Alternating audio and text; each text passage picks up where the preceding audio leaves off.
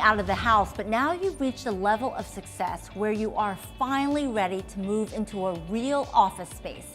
Entrepreneur, contributor, television host, and attorney David Schwartz joins us now. So David, before you get all excited, what should you know before you sign that lease? Well, entrepreneurs get all excited. They get a 50-page lease in front of them, and they say, where do I sign just to get my business out of the house? That's completely wrong, Patricia. You cannot do that. An entrepreneur, first of all, should always hire an attorney. When you're entering into a long-term lease, it could be a 5-year lease, could be a 10-year lease. You cannot just sign on the dotted line. You have to hire an attorney, and you have to be on the lookout for clauses that are going to be pro-landlord clauses and anti-tenant clauses. What are some good examples? Well, there's the personal responsibility. I think that's the number one thing. Landlords many times try to get liability beyond the corporate liability. They try to get personal liability, and many times entrepreneurs in the rush to get into that space will sign on the personal liability clause, and that entrepreneur will be personally liable and can get burnt.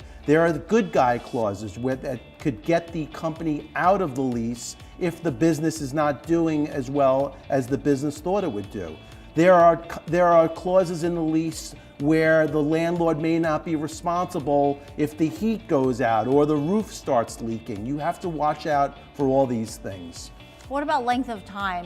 Is there any advice you would give to your client on that? It's all negotiable. So look, from the landlord standpoint, they're going to want to lock you in for at least 5 years. And sometimes it's in the tenant's best interest, the entrepreneur's best interest, to be locked in for 10 years so they know they have that space. So that's all a negotiation, but it's something that you need to analyze. All right, so read the fine print. Read the fine print. Thanks so much, Thanks, David. Patricia.